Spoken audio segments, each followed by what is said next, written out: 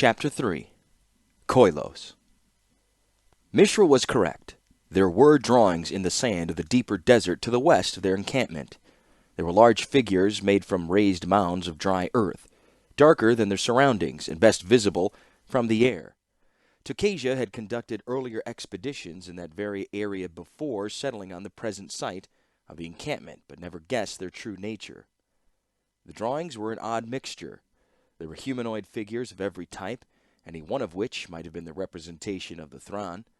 There were also a manner of animals, deer, elephants, and camels. There was an odd collection of geometric symbols, curves, spirals, and sharp angles that crossed and recrossed the gathered figures, bisecting some, leaving others untouched. Doodles, thought Tokasia, created by a race of desert titans. The drawings were of Thran origins, of course, as Mishra had guessed. They were arrayed around a single location, a large mound. This proved to be a rich field of artifacts, including an almost complete Su-Chi skeleton that finally fulfilled Tokasia's dream of putting together one of the enigmatic beasts. They were also the remains of several ornithopters, yet the discovery of the Su-Chi and the ornithopters was secondary to the rich trove of power crystals found in the central mound.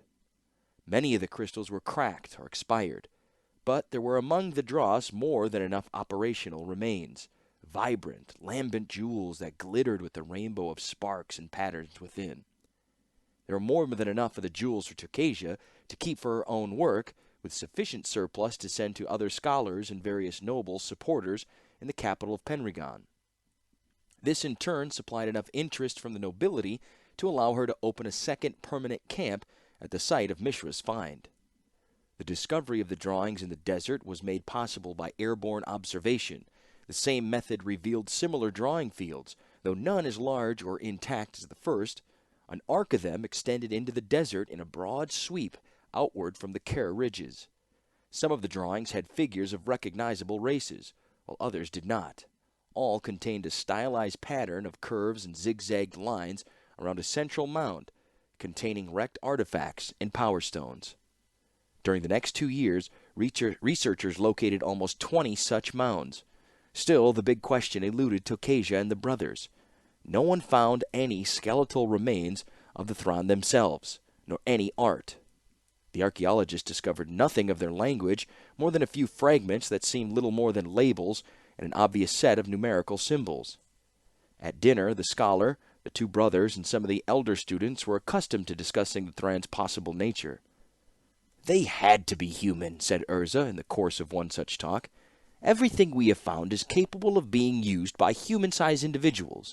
They were probably a successful branch of the early Phalagi people that dominated the others through their advanced science.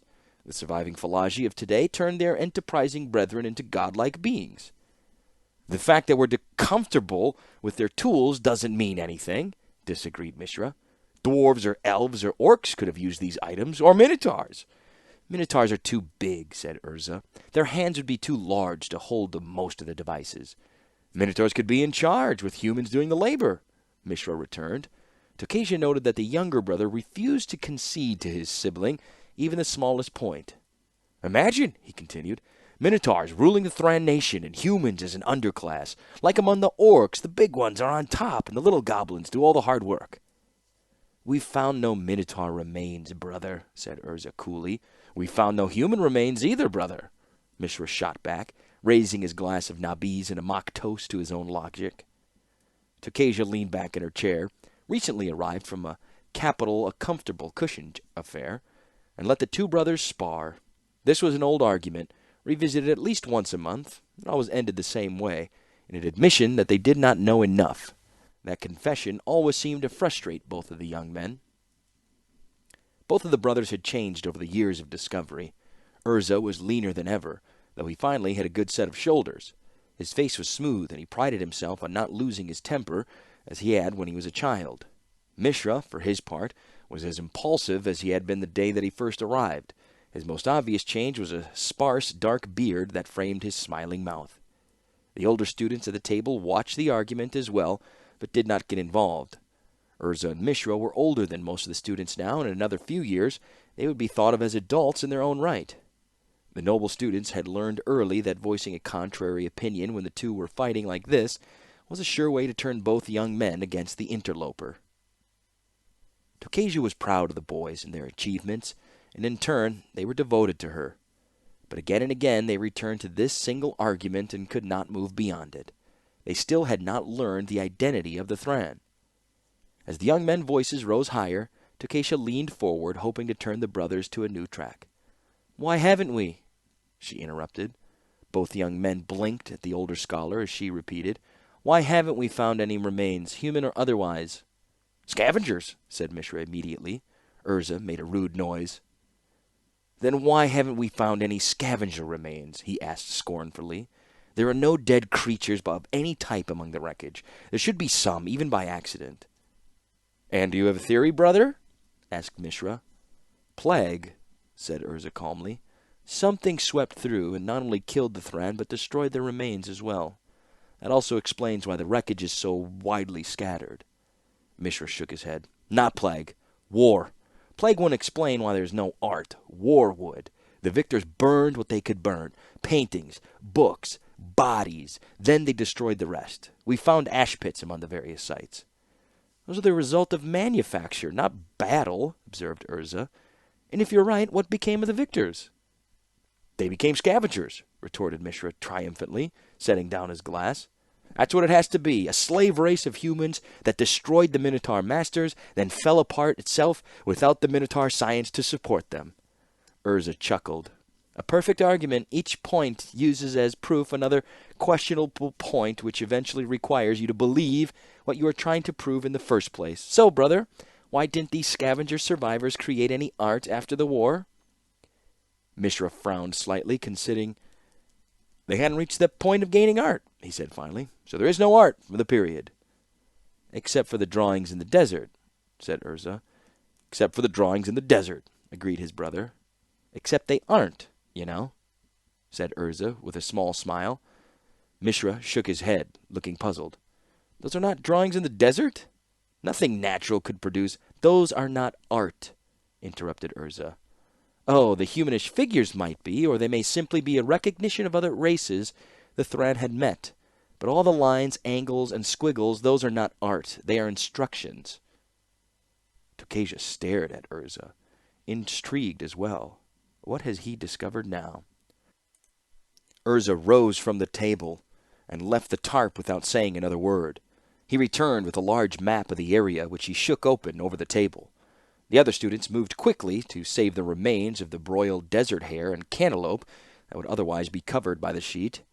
The map showed the arc of the ruins they had uncovered. "Here are the locations of the various Thran outposts we have found," he said, jabbing a thin finger against the map. He followed from one to another, following the curve of wreckage. At each location, the collection of odd angles and lines seems to point in one direction. From our second encampment, it points slightly west of due north. Producing a stylus, the blond student sketched a practiced line extending north. In the next one, farther west, a majority of the lines also indicate a particular direction. This one slightly more northerly than the first, he said, drawing another strong, arrow-straight line. And the next shows yet another line, almost due north in direction. The next points north and slightly east, and so on for each of the discovered sites so far.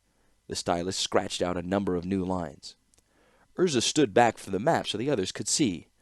The ruins were in an arc, as everyone knew, but the lines Urza had sketched all pointed to one particular location, the center of the circle, of which the ruined mounds were points along the perimeter.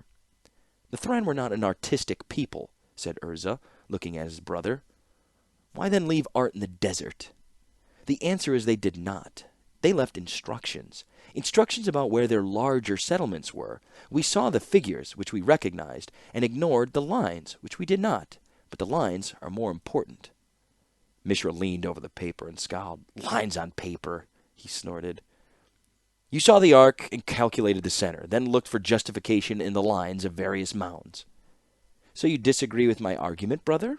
asked Urza quietly. Mishra smiled, the whiteness of his teeth sharp against the surrounding beard.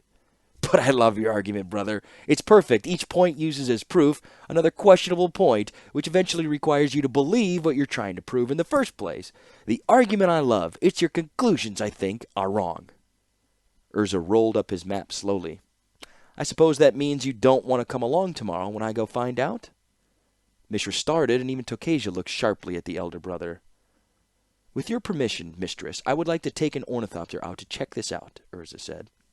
Since my brother does not wish to accompany me, I can manage with one of the smaller I didn't say I wouldn't go, interrupted Mishra sharply.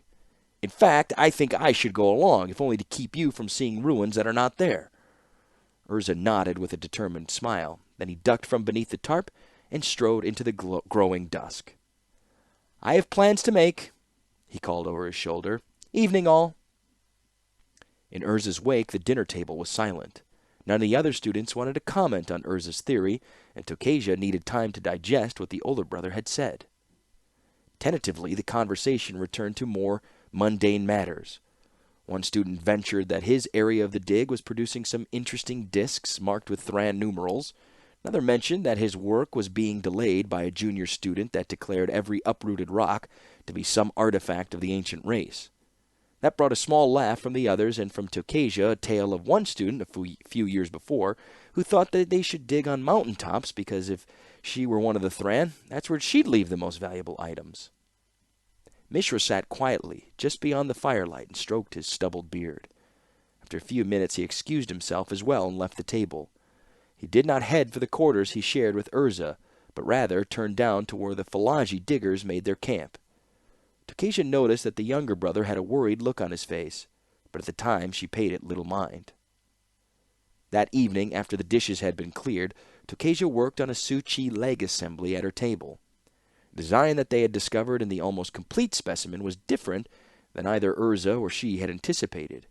It was almost, she thought, as if the legs were mounted backwards, the knees pointing toward the rear. Was this a design choice of the Thran, she wondered?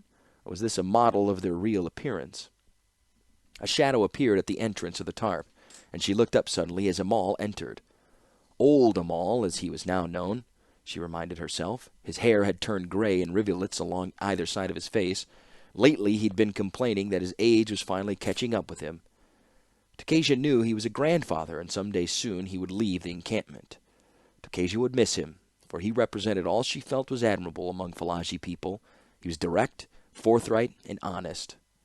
Now, from the stern look on his face, Tokasia got the feeling she was about to get a messy dose of the last quality.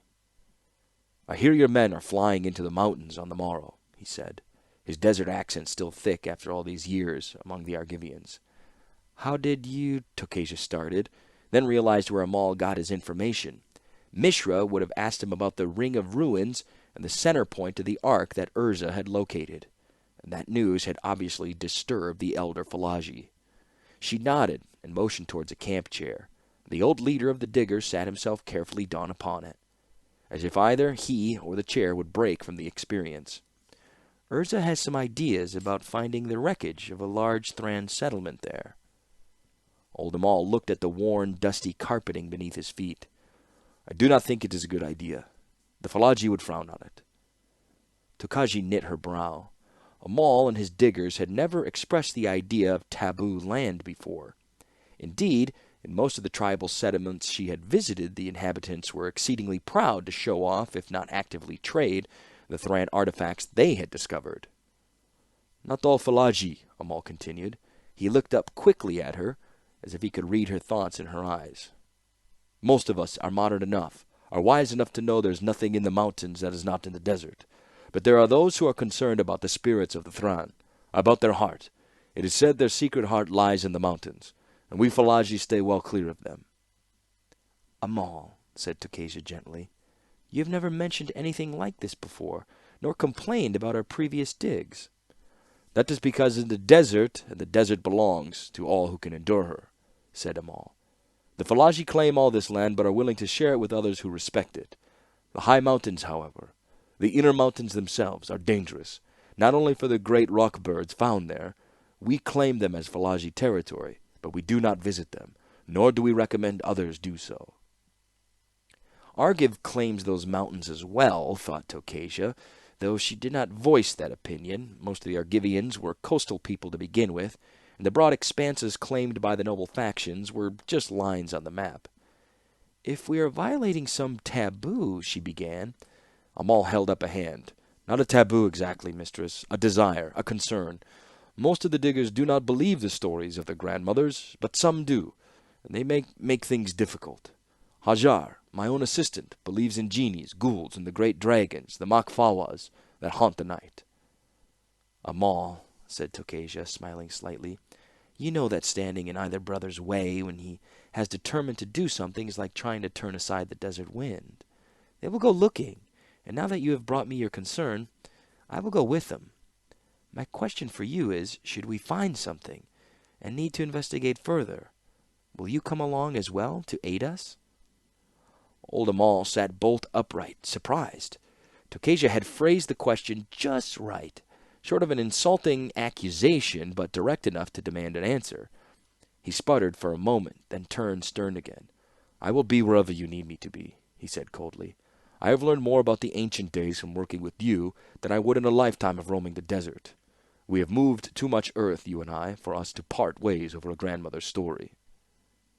Tokasia allowed herself a small grin, then turned a stern face to the old man. Go, then, and find out among your diggers who believes in grandmother stories and who does not. Discover who would go to a dig site in the mountains and who would remain.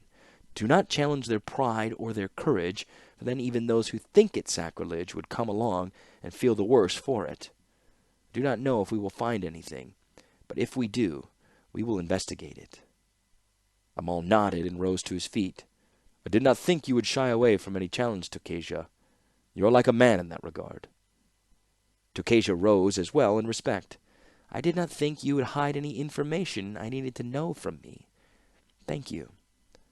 Amal bowed and was gone. Tokasia shook her head as she watched his shadow join the others of the early evening. You are like a man, he had said, and meant it as a compliment. Typical desert dweller, after all these years. Yet he was still willing to defy old stories and give her a warning. Tokasia shook her head and returned to the intricacies of the Suchi's leg mechanisms.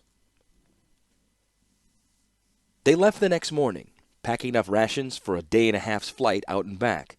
Both of the young men accepted Tokasia's companionship without comment, and neither suggested that she should not come along. She left Cantor, one of the more promising older students of that season, in charge, while she was gone and told him not to argue with Amal or Hajar and to defer any disputes or major decisions until they returned. The ornithopter was the original one they had rebuilt years ago. Now the forward housing was enclosed by a larger wooden frame containing more than enough room for the three explorers and their supplies. The control levers remained in the middle of the housing, so either young man could handle them. The power of the stone was nearly inexhaustible, but human flesh was otherwise. After about 4 hours of flight, they would have to change operators. From the ground, the borders of the great desert were a low undulating waste of blown dust, marred with frequent rocky outcrop pings. The region was barren, claimed by the coastal states with intermittent and vague borders far inland. The Falagi also claimed the wastes, but they enforced that little only when seeking to shake down a few valuables from merchants and explorers in the desert. It seemed an inhospitable and barren world. From aloft it was transformed. The rocky spires became sentinels, marking the passage of time as their shadows swept beneath them. The deep and uncrossable canyons turned into rainbows of colored granite and sandstone. The dry lakes were transformed into glittering patches of salt. The desert wind plucked at the ornithopter's control wires as they sailed effortlessly northward. With Urza at the controls, they flew straight across the sky, fixed on the course that he had set. Occasionally, he called out to Mishra to check the coordinates. Inevitably, after checking with map and compass and taking a reading of the sun, the younger brother declared all was well. Each time Urza nodded, as if he would be surprised by any other result. When Mishra was piloting, they roamed more, still keeping to the general north and slightly west direction, but wandering back and forth along that line. If an interesting formation caught Mishra's eye, he steered toward it until Urza warned him they were off course. Then the younger brother sighed and brought the prow of the craft back on track. Occasionally, they had to re-engage the wings to regain lost altitude. Then Urza would check 3 times to make sure of their position. Once they passed over another series of lines, these held no humanoid figures, only spirals and angles juxtaposed against one another. Mishra circled the site as the older brother sketched, then nodded in confirmation. The angles pointed in the direction they should travel. At the end of the first day, they set down on a particularly high mesa, far from the protection of the stockade and its grape-shot catapults. They camped without a fire and slept within the ornithopter's housing. Though Tokasia had not had to man the control levels during the flight, she was worn by the continual motion. Her head ached from the tinny rush of the wind over the wires. She slept without dreams that evening and awoke stiff from the cramped quarters. The young men were already outside, Urza stretching to elongate his back, Mishra bending at the knees. After a cold breakfast, they set out again. The Thran Center, what Amal had referred to as its secret heart, could not be missed from the air, though it would not be reached easily from the ground. It was at the end of a long, winding canyon leading west, the trail of some ancient, long-dead river that had split the low mesa and cradled the ruins. And ruins they were, long processions of shattered building foundations and tumbled walls. Some of the ruins resembled manor houses from Argiv. Others were akin to the onion dome temples of distant Tomakul. Still others resembled nothing the 3 investigators had seen before. A framework of metal that supported nothing at all, a pile of discarded plates, each the size of a man with serrated edges, or a tangle of what looked like blue metallic worms. Along the far canyon wall was what looked like a nest of broken bronze-colored spiders. The entire cavalcade of wreckage was buried beneath the sands, carried out of the desert to the west. "Do you doubt my calculations now, brother?" said Urza with a smile. "Only a fool would doubt his own eyes. Well done, brother," said Mishra, his grin even wider. "The Thran's secret heart," murmured Tokasia. Mishra flinched slightly at the phrase, and his smile faded, but Urza only nodded. "The old Argivian word for secret was koilos," said Urza. "Let that be the name of this hidden land. Circle around it, brother. We can best see the lay of the land from up here." Mishra nodded and was just pulling on the controls when suddenly a shadow passed over the ornithopter housing. It could have been a cloud, but for the fact that the desert sky was clear. Tokasia knew what it meant. She shouted at the same moment that Mishra pitched the flying craft into a steep, banking dive. Urza was taken by surprise and let out a curse as he was flung against the inner side of the craft's housing. The rock dove through the space that moments ago had been occupied by the ornithopter. The bird was a huge representative of its race, a species reputed in old legends to snatch elephants from the plains for supper. Nearly 3 times the size of the ornithopter, its passage almost flipped the craft. The rock recovered as soon as it had passed, gaining altitude quickly to make another dive at the craft. "Why is it attacking?" shouted Urza. "We're large, and we're moving," replied Tokasia, screaming above the wind. "It probably thinks we're another rock." Mishra cursed and pulled both levers back as far as they would go. "I don't think we can get above it. It's too fast for us."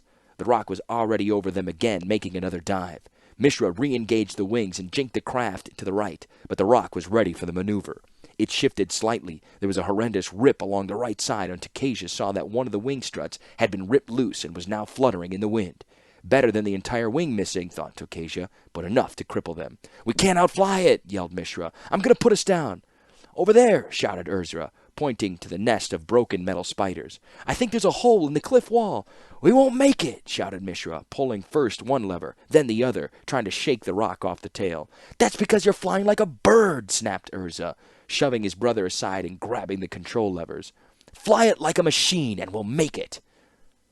Under Urza's control, the craft no longer zigzagged across the sky, but instead rocketed forward, swooping low over the wrecked landscape of Koilos. The rock, its simple avian brain expecting the craft to act like another flyer, expected it to dodge or to turn. The bird hesitated before pursuing. Its indecision was all the time that the 3 needed.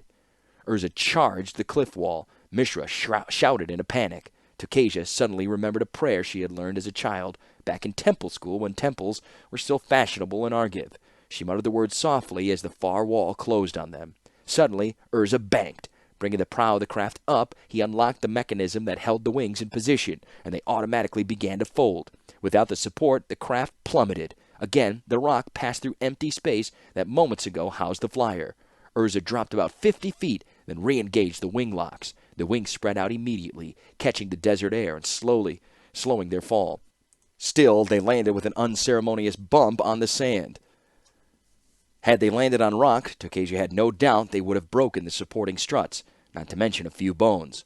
Urza unlatched the wing locks and the wings folded inward again, the damaged strut sticking out at an odd angle. Tokasia was already at the hatch, scanning the skies. "It'll be back," she said, scanning the empty heavens. "Let's not be here when it comes." "Shouldn't take off again immediately anyway," said Urza. "It might be waiting. Besides, we need to get the strut repaired. Let's make for that cavern entrance. Are you all right, brother?" "You should care," said Mishra hotly as Tokasia turned at the hatch, afraid the young man had been hurt. "I knew what I was doing. You didn't need to shove yourself into things." Urza blinked and scowled, his concern replaced with irritation. "You were playing its game, flying like another rock. Of course it could outfly you that way. We only lost it because I made for shelter now, argument later." Tokasia broke in sharply. "And bring the torches and water. We might be here until dark." Neither brother replied, but neither argued with the old scholar. They clambered up the sandy bank behind her, breaking into a full-fledged run as the rock's shadow passed over them. Tokasia was at the entrance first. She spun and scanned the heavens. Above them, the rocks circled the canyon of broken machinery and wrecked buildings. "We'll have to bring the catapults with us next time," she said. "Or figure out a way to mount them on the ornithopter," absorbed Mishra. "We're going to be here for a while," said Urza. "Should we see where this passage goes?" The cavern was an entranceway. The first 10 feet or so were natural rock, but after that the sandstone gave way to smooth, polished granite. Tokasia ran her hands along the wall. It was constructed of several blocks, invisible to the eye, detectable as individual stones only by touch. She whistled a low note. Even among the Thran ruins she had excavated, there was no workmanship this precise. Behind her, Mishra lit the candlewood torches. The guttering flames smoked, but were better than no light at all. "It was fortunate you saw this opening," said Tokasia to Urza. "It was obvious," he returned, taking a torch from his brother. "The wreckage of the buildings indicated roads, all of which radiated from this spot. This is the center of the Thran's supposed secret heart." "The heart of the heart," said Tokasia. They spoke in whispers, as if their words might wake the long dead. Tokasia tried to raise her voice to a normal level, but the very emptiness of the space defeated her. Mishra examined the corridor before them. "No creatures live here. Look at the dust. No footprints but our own." Urza held up his torch, the light flaring from the walls. "And no bats either. Nothing has been here for a long time." Both young men looked at Tokasia. "Right then," she said at last. "Forward, but stay together and stick to the main path." There was little worry, for the few openings to either side were mere alcoves, and the cavern ran straight back into the hillside itself. They passed several sets of stairs and 1 or 2 large chambers, but nothing that would indicate any occupants, recent or otherwise. Dead crystalline plates dotted the ceilings above them, reflecting the light of the torches but providing none of their own. The first alcoves were empty, but as they moved forward, Tokasia noticed some were filled with the remains of Suchi constructs. There were rusted relics, little better than the ones they had pulled from the dig. Several were nothing more than lower torsos, the upper halves lost to time or perhaps to tomb robbers. Tokasia noticed with some satisfaction that the knees of the creatures did indeed bend backward. They had reached another staircase leading down to the darkness when they heard it, or rather felt it. A deep throbbing came from within the surrounding stone, as if the earth were humming some unknowable ditty. Tokasia looked at the young men. They stared at each other, and the scholar once again reminded of the silent communication they seemed to share. Then the brothers looked back at Tokasia and nodded. The 3 descended toward the noise. Ahead there was light. No more than a gray smudge against the blackness, it slowly refined itself, growing with each passing step. There were no more Suchi alcoves now, only straight walls leading toward the goal. They entered a chamber as large as any they had passed through. The walls were natural, but supported with ancient steel and pillars of the same closely set blocks that Tokasia had seen earlier. The walls were littered with machines. They were clearly of Thran design, but with a difference. These appeared functional. Their cogs were greased and shining, their surfaces polished and mirror-like in their finish. It was, Tokasia thought, as if the Thran had left only moments before. There were lights as well. Within this chamber, the ceiling plates were lit with their own ambient glow. Small balls of radiance danced around some of the machinery, orbiting them like small glowing moons. But this was all outdone by the large crystal in the center. It was a power stone, unmarred by age and unbroken by accident. Its facets were smooth and reflective, the edges sharp enough to cut the fabric of reality itself. It was about the size of 2 human fists, yet it called to Tokasia's mind the image of 2 hearts, for it pulsed with its own rhythm. A rainbow of colors played across it as it throbbed with life. The Power Stone was on a low platform flanked by mirrors, which in turn were attached by wires to various machines around the perimeter. The Power Stone might be responsible for nothing more than the lights, the archaeologist noted, or it might be a fully operational machine with a greater purpose. Before the Power Stone's pedestal was a smooth bank of metal shaped like an oversized open book. Its pages were metal and glass, and the glass winked like an evil eye in the night. Never had Tokasia seen a device like this one. She realized this might have come at the end of the cycle of Thran development. Perhaps what they had been excavating so lovingly were nothing more than old scrapyards, where the ancient, unwanted remnants of the Thran's past were discarded. She stared at the crystal itself, while the 2 young men moved ahead of her, drawn in by its incandescent radiance. They stood before the open metal book, dwarfed by its size and magnificence. Their voices rattled against the walls of the cave, rebounding and gaining strength from the subliminal hum that surrounded them. "It's beautiful," said Mishra. "Look how it glows." "It's intact," said Urza. "Think of what we can learn." "These markings," said Mishra, spreading his hand out toward the metal book glyphs. "They're so much like the Thran writings we've seen, but more detailed, more advanced." "Don't touch anything," called Urza sharply, thrusting out his own hand to intercept his brother's. "We don't know what they do." Tokasia could not tell which brother was responsible for what happened next. She could not tell which brother touched the particular glyph, or even if either did. Later, neither brother admitted to anything. Each accused the other of causing the disaster. All Tokasia could say was that Urza reached out to stop his brother. The glow intensified, suddenly and hotly. There was an explosion, but one without sound, and the huge Power Stone, the heart of the secret heart, shattered in a blossom of light.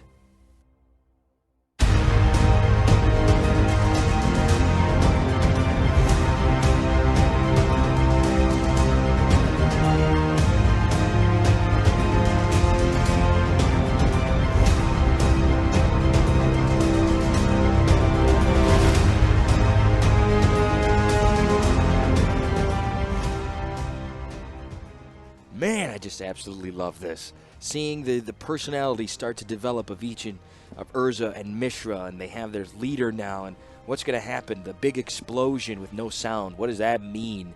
And how is this going to play out when they get back to camp? What happened? What happened after this? What will this mean for the rest of the story? It's just starting to get good, and we're starting to see a little bit. So if you have any questions, any comments, please leave them, and don't forget to share and follow. Thanks for listening again, and we'll see you next time for part 3 of the Brothers' War.